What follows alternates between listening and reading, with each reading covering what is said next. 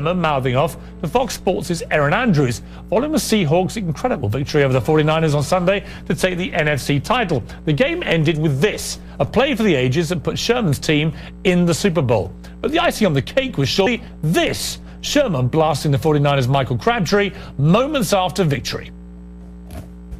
Well, I'm the best corner in the game. When you try me with a sorry receiver like Crabtree, that's the result you're going to get. Don't you ever talk about me. Talking about you. Crabtree, don't you open your mouth about the best, or I'm going to shut it for you real quick.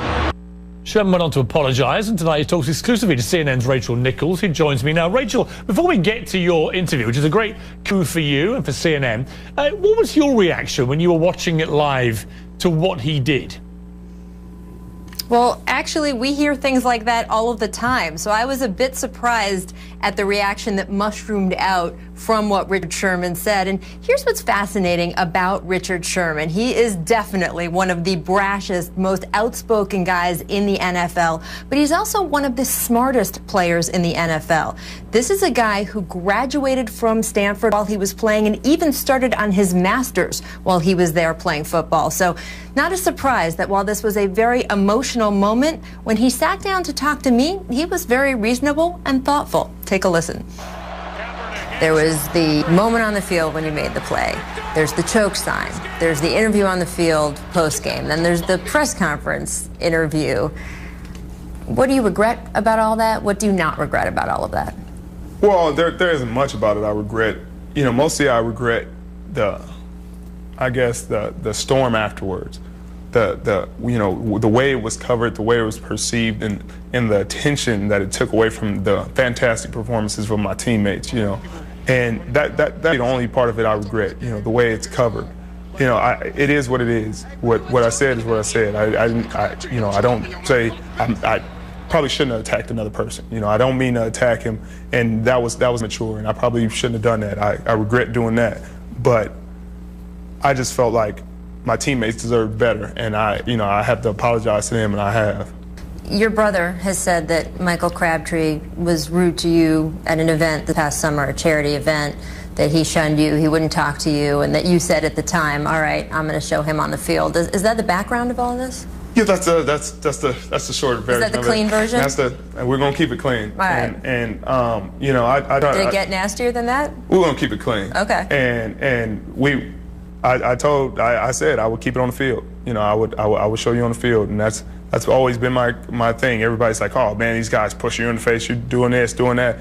You know, I'm not gonna fight anybody and embarrass myself, embarrass my family, embarrass my organization like that. There's no need for that. There's no need to be that kind of barbaric human being. But on the field, when we're playing a very barbaric sport, you can do as you please, and that's when I take all my animosity and all my anger and all my frustrations out on the field with disciplined football, sound football. You know, it takes a different kind of person to be able to turn that switch on and off and be able to step into the ring or step on the field and be the intense, incredible, focused, and kind of, I guess, angry human being that you have to be successful in those atmospheres. How do you do it?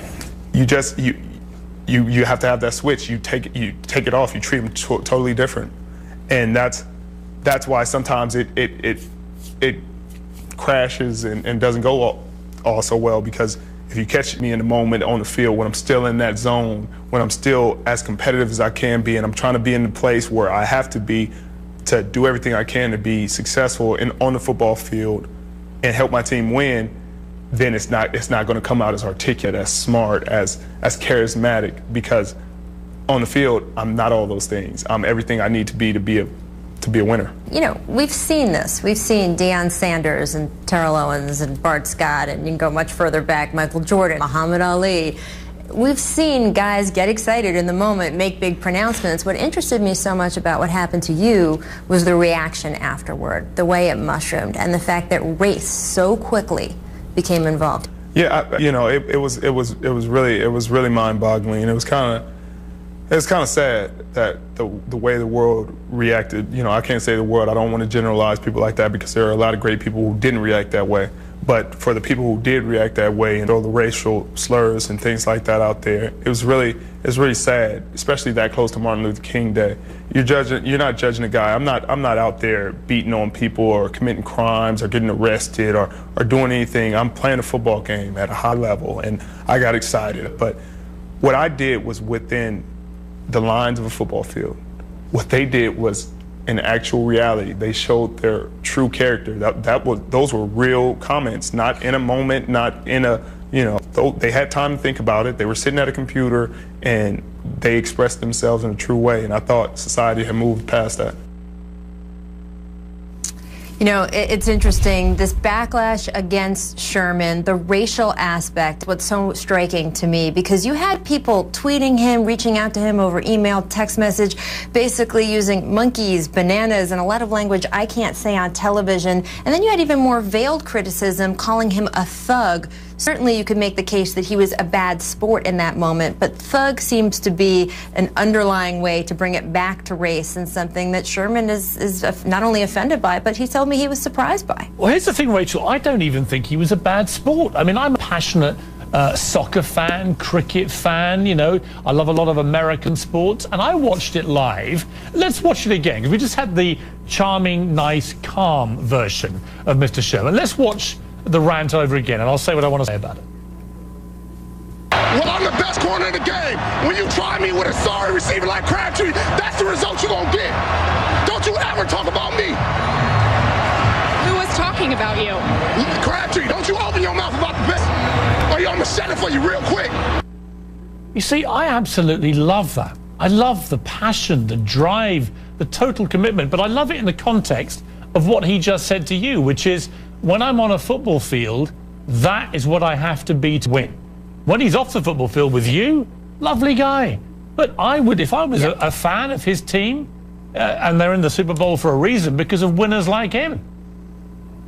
We ask these guys to be gladiators on the field. That's a pretty common expression, right? We ask them to put their bodies at risk. It was just a few minutes earlier that another player on that same field had his leg bent in a direction that legs are not supposed to go in. They risk limb and you know, if you took their future life for this. There's people who have suffered severe reactions after playing football, and they have to go out there and they have to get themselves in a mental state to do that. Another interesting aspect to that he brought up to me was, you are going against the best. He said you have to have so much confidence to think that you can go beat the best. You have to think of yourself that way. You have to think that you are invincible and say that to yourself, and sometimes say it to other people, to think that you can bat that pass out of the air that he did. He saved the game for the Seahawks. He put them in the Super Bowl. Right, and talking of Beats, he's in the Beats headphones commercial. Let's take a little look at this.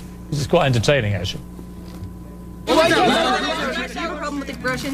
Not off the field. Thinks he's so untouchable. What do you guys think? Did you fight a lot as a kid? Not everybody in Compton's gang, man. Richard, have you gone downhill since college? How many No. years you're an athlete? Do you feel you're untouchable? I'm not afraid of anything. What do you think about your reputation as a thug?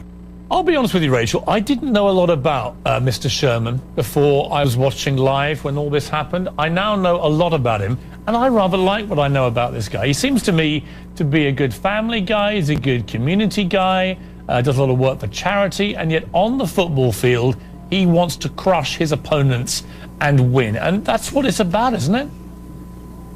Well, it's interesting you showed that advertisement. That is a national campaign that he's in, which is pretty unusual for a defensive player, especially a fifth-round draft pick. So you can see he is smart and canny. All of these things that he says, all the attention that he gets for being outspoken and brash, it gives him more leverage when it comes to endorsements. It's gotten him this national campaign, and his agent has come out and said in the past 24 hours that the reaction has been that he's gotten more endorsement offers since all of this happened on Sunday. So Richard certainly knows what he's doing. We saw that with another great athlete, Reggie Miller, when he taunted Spike in the Garden.